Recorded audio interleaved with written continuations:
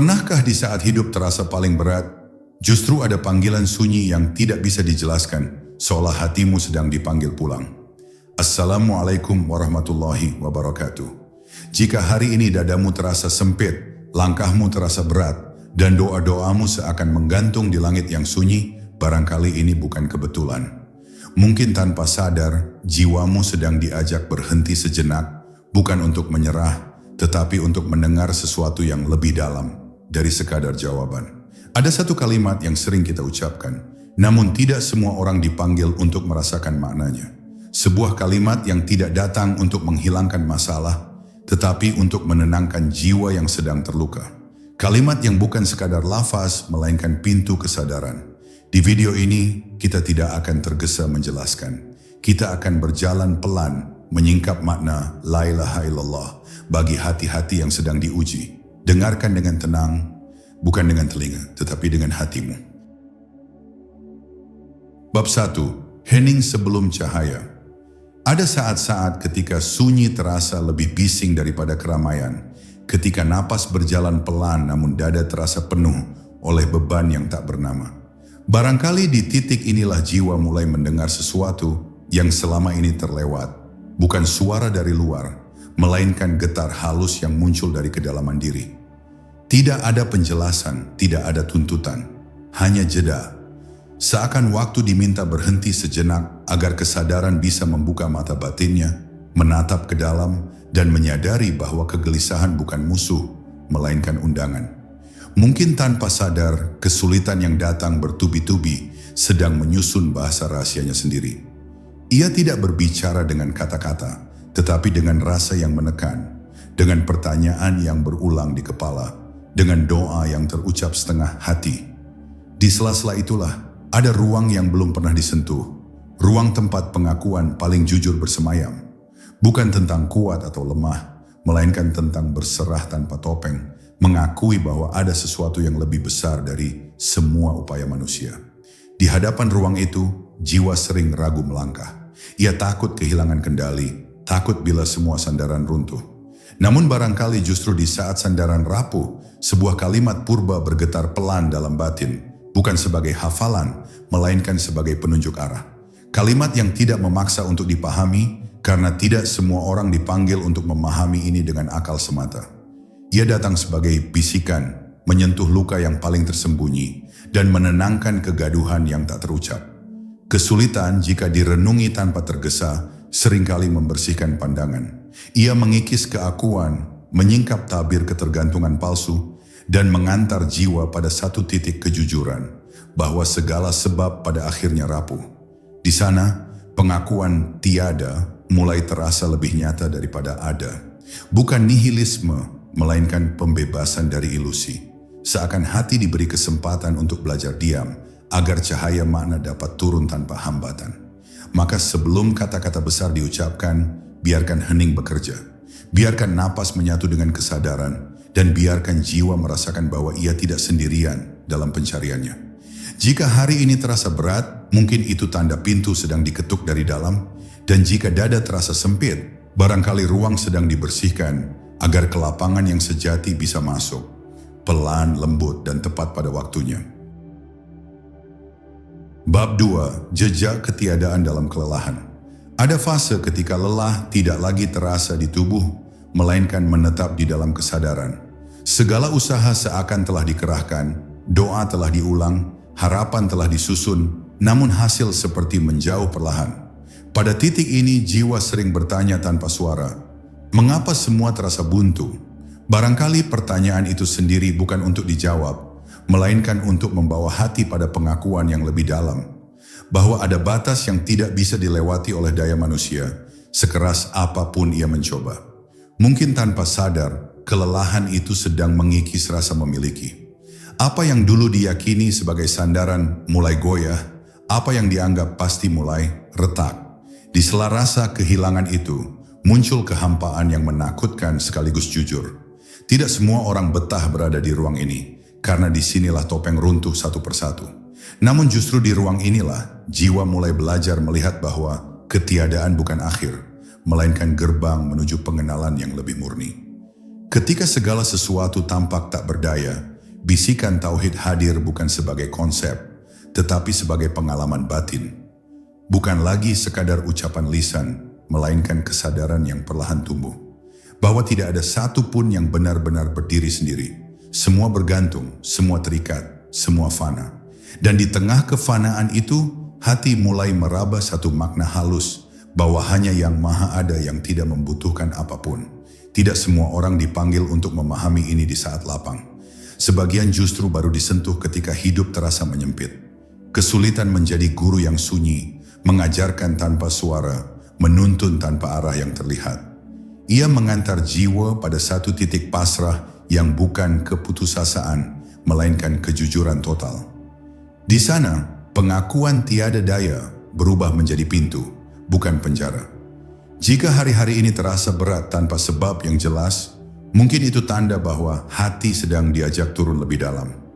Bukan untuk tenggelam, tetapi untuk menemukan dasar yang kokoh.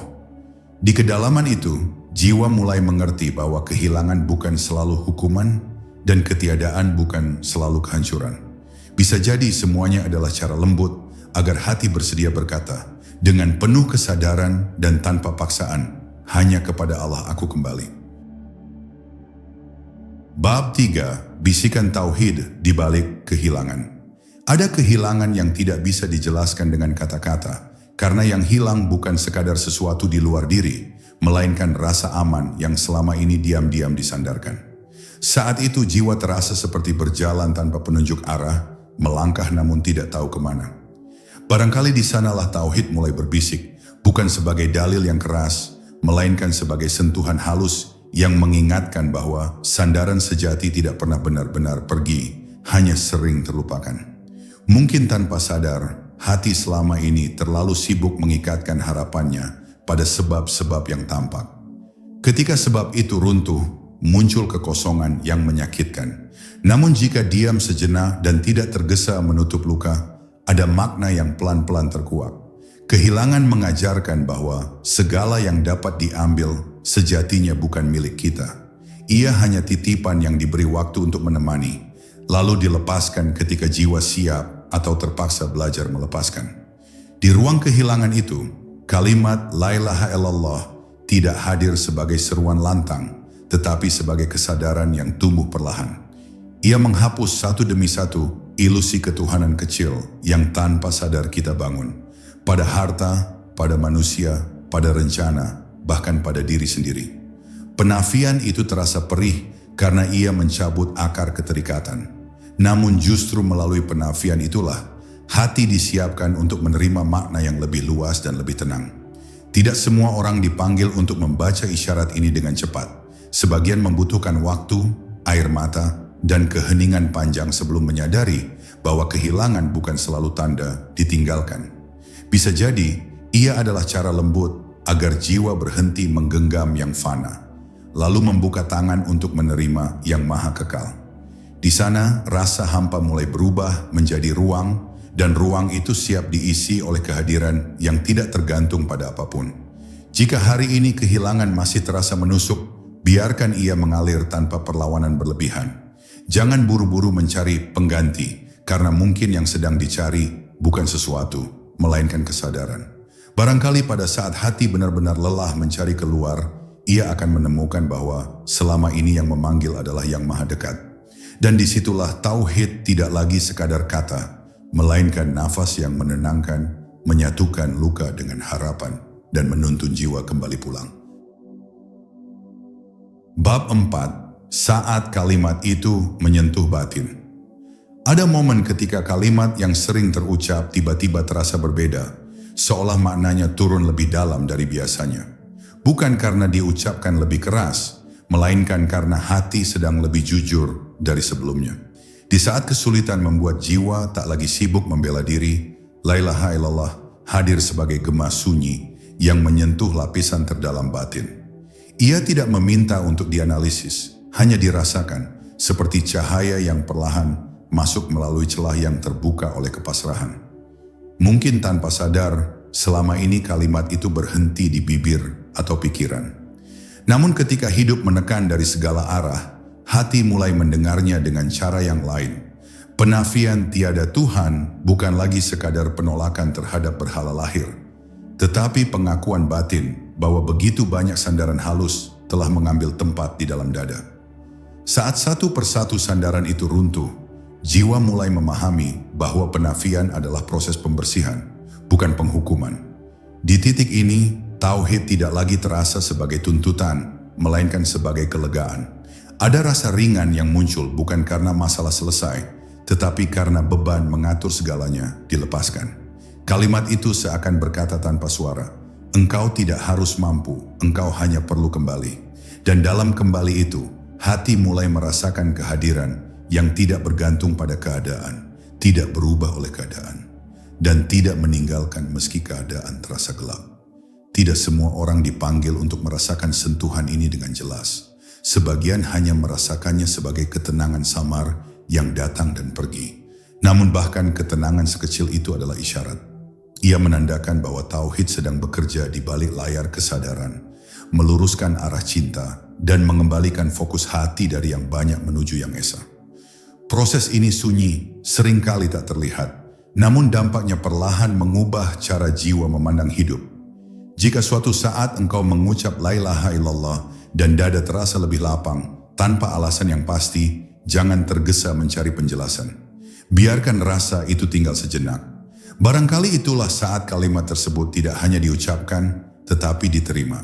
Dan ketika ia diterima, meski kesulitan belum pergi, hati mulai tahu kemana ia harus bersandar, dengan tenang, dengan yakin, dan tanpa kegaduhan.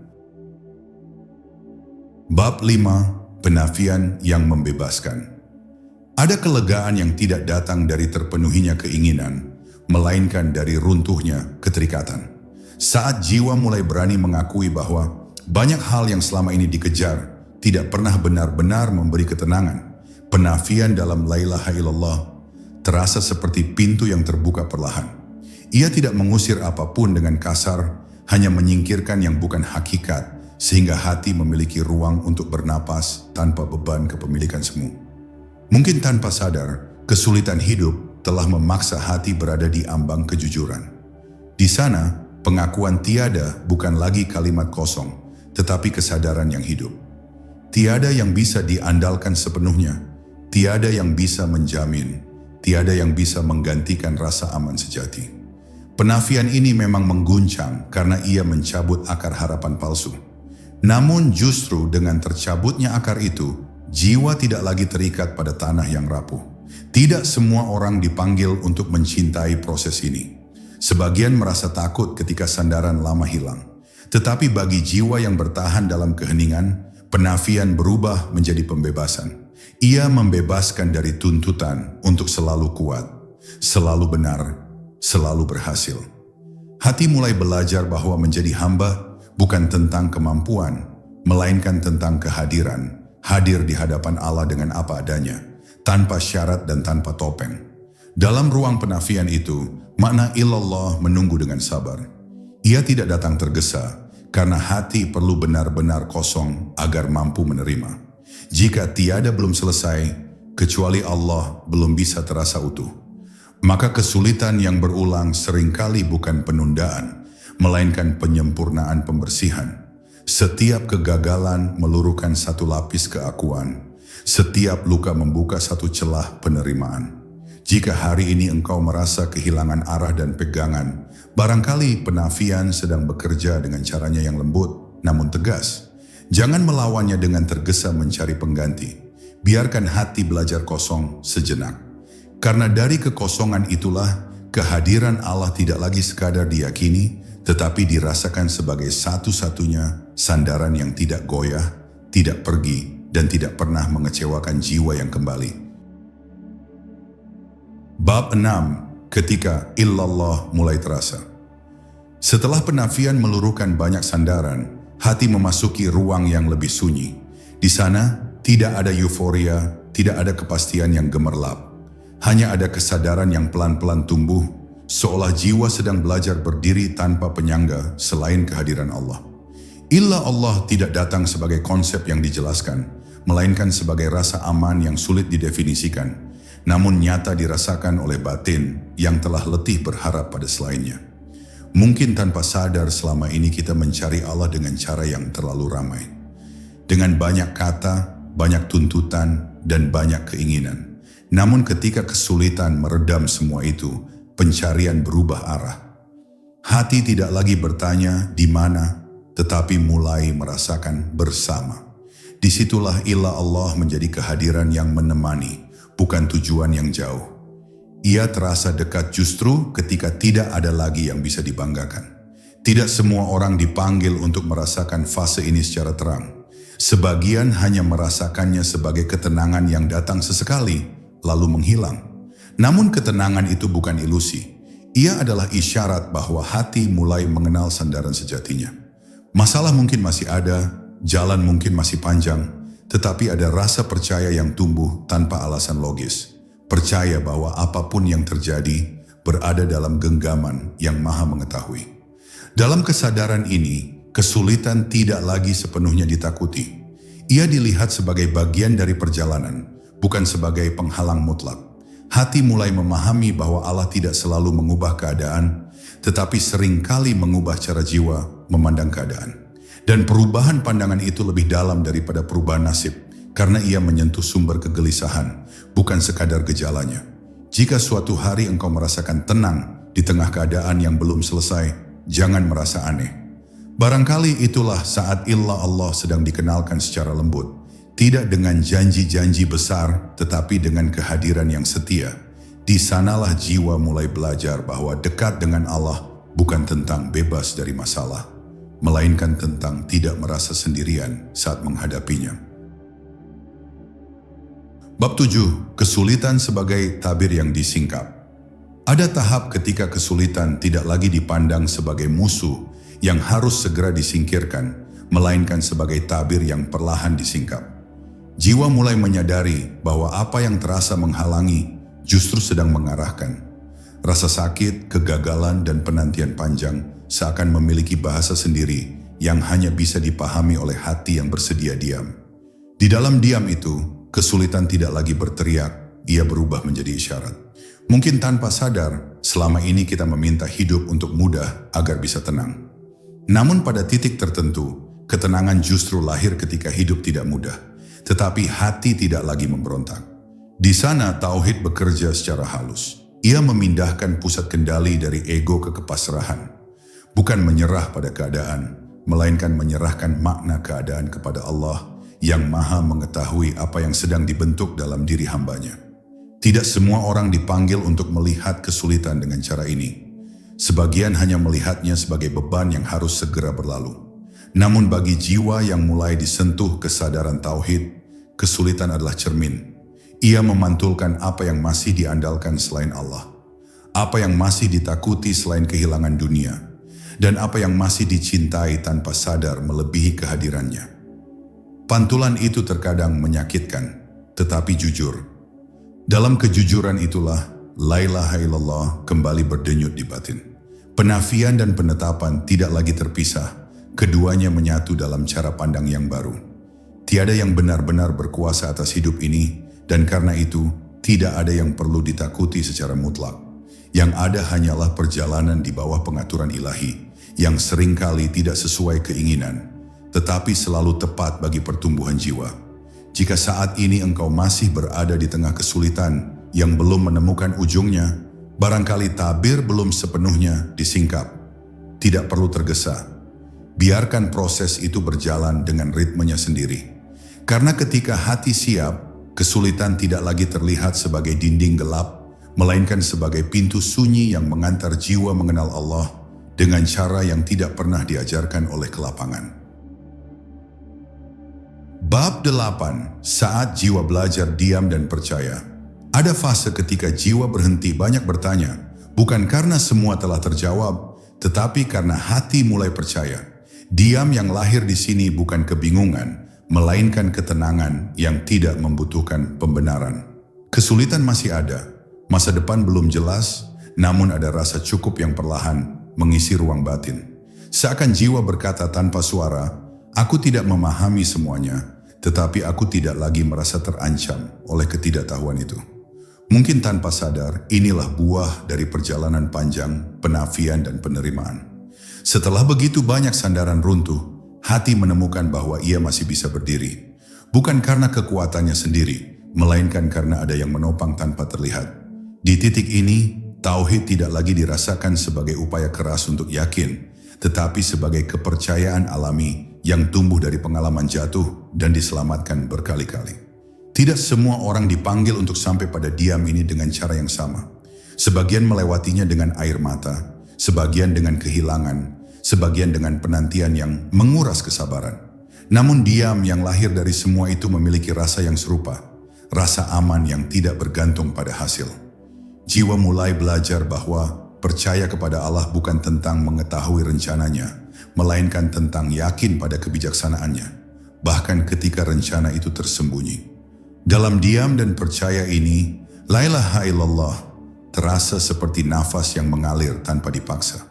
Tidak perlu diucapkan untuk diyakini dan tidak perlu dipahami untuk dirasakan. Ia menjadi cara pandang, cara merasa, dan cara hadir dalam hidup. Masalah tidak lagi menjadi pusat perhatian karena hati telah menemukan pusat yang lain yang tidak goyah oleh perubahan keadaan. Jika hari ini engkau merasa lebih tenang, meski belum banyak yang berubah, jangan meremehkan keadaan itu. Barangkali itulah tanda bahwa jiwa sedang belajar percaya dengan caranya yang paling murni. Percaya tanpa syarat, percaya tanpa tuntutan, dan percaya tanpa suara. Dan di dalam kepercayaan itulah Allah lebih dekat dari yang selama ini dibayangkan. Bab 9. Kembali dengan hati yang dilapangkan. Ada saat ketika perjalanan batin tidak lagi terasa seperti pencarian, melainkan seperti kepulangan. Bukan pulang ke tempat yang asing, tetapi kembali ke fitrah yang lama tertutup oleh hiruk-pikuk dunia. Jiwa mulai menyadari bahwa selama ini ia tidak benar-benar tersesat, hanya terlalu jauh berjalan keluar. Kesulitan yang pernah terasa menyesakan kini dipandang sebagai penunjuk arah, mengantar langkah pulang dengan cara yang tidak disangka. Mungkin tanpa sadar, hati telah berubah. Ia tidak lagi menuntut hidup untuk selalu sesuai harapan, karena telah mengenal rasa lapang yang tidak bergantung pada keadaan. Lapang ini bukan karena semua masalah selesai, melainkan karena jiwa telah menemukan tempat bersandar yang tidak pernah goyah. La ilaha illallah kini tidak lagi terasa sebagai kalimat yang diulang, tetapi sebagai kesadaran yang menetap, menenangkan, dan membingkai setiap peristiwa dengan makna yang lebih luas. Tidak semua orang dipanggil untuk menyadari perubahan ini secara dramatis. Sebagian hanya merasakannya sebagai kelembutan yang baru, cara memandang hidup yang lebih sabar, dan hati yang tidak mudah terseret oleh gelombang rasa. Namun perubahan halus inilah yang seringkali paling dalam. Ia menandakan bahwa tauhid telah meresap, bukan sekadar diyakini, tetapi dihidupi dalam diam, dalam sikap, dan dalam cara menerima takdir. Dalam kepulangan ini, jiwa tidak menjadi pasif. Ia tetap berjalan, berusaha, dan berdoa. Namun ada perbedaan yang nyata. Usaha tidak lagi menjadi sumber kecemasan, dan doa tidak lagi menjadi tuntutan. Semuanya mengalir dari kesadaran bahwa Allah Maha mengetahui apa yang sedang dijalani hambanya. Kesulitan pun, jika datang kembali, tidak lagi mengejutkan, karena hati tahu kemana harus kembali. Jika engkau merasakan hari-hari yang lebih hening di dalam dada, meski dunia di luar tetap berisik, barangkali itulah tanda kepulangan sedang berlangsung. Jangan buru-buru mencari sensasi atau tanda-tanda besar. Cukup jaga kesadaran itu dengan syukur dan kehadiran. Karena dalam hati yang dilapangkan oleh tauhid, setiap langkah berat atau ringan selalu mengarah kepada Allah. Bab 10. Hening yang mengantar kembali kepadanya. Pada akhirnya, semua perjalanan batin bermuara pada satu keadaan yang sederhana, namun dalam, hening yang penuh makna. Bukan hening karena tak ada suara, melainkan hening karena hati tidak lagi gaduh menuntut. Jiwa berdiri apa adanya di hadapan Allah, tanpa ingin terlihat, tanpa ingin dipuji, tanpa ingin dimengerti. Di titik ini, la ilaha illallah tidak lagi terasa sebagai proses, karena ia telah menjadi keadaan. Mungkin tanpa sadar, inilah jawaban dari banyak kesulitan yang pernah dilalui. Bukan jawaban berupa solusi yang rinci, melainkan ketenangan yang membuat solusi tidak lagi menjadi pusat kegelisahan. Hati memahami bahwa hidup tidak harus selalu dipahami untuk bisa dijalani dengan damai. Ada rasa cukup yang muncul, seolah jiwa berkata pelan, "Aku berada di tempat yang seharusnya, meski jalannya masih berliku." Tidak semua orang dipanggil untuk menyadari titik ini sebagai puncak. Karena sejatinya dalam tauhid tidak ada puncak yang bisa diklaim. Yang ada hanyalah kedekatan yang semakin jujur dan kepasrahan yang semakin lembut. Semakin dekat, semakin rendah hati. Semakin mengenal, semakin sadar bahwa Allah tidak pernah jauh, hanya hati yang sering teralihkan. Dalam hening ini, doa tidak selalu berbentuk permintaan. Ia bisa hadir sebagai rasa syukur yang diam, sebagai air mata tanpa keluhan, atau sebagai napas yang disadari penuh kehadiran. Jiwa tidak lagi merasa perlu membuktikan imannya, karena ketenangan itu sendiri telah menjadi saksi. Tauhid tidak diumumkan, ia memancar dengan sendirinya melalui sikap dan ketenangan batin. Jika engkau sampai pada bagian ini dalam hidupmu, jangan merasa telah selesai. Cukup berjalan dengan hati yang terjaga. Biarkan la ilaha illallah terus membersamai, bukan sebagai slogan, tetapi sebagai cahaya yang menuntun langkah-langkah kecilmu. Dan ketika dunia kembali menekan, ingatlah, engkau selalu punya tempat untuk kembali kepada Allah dengan hati yang hening, lapang, dan percaya. Jika dari semua yang terucap, ada satu bagian yang membuat hatimu terdiam, barangkali disitulah Allah sedang menyapamu dengan cara yang lembut. Tidak semua pemahaman datang hari ini, dan tidak semua kegelisahan harus selesai sekarang. Cukup simpan kesadaran ini di dalam dada, biarkan ia bekerja pelan-pelan. Kembalilah pada la ilaha illallah bukan sebagai beban, tetapi sebagai tempat pulang. Karena di sanalah hati yang lelah menemukan istirahatnya. Semoga Allah melapangkan dadamu, menenangkan jiwamu, dan menuntun langkahmu. Perlahan, namun pasti.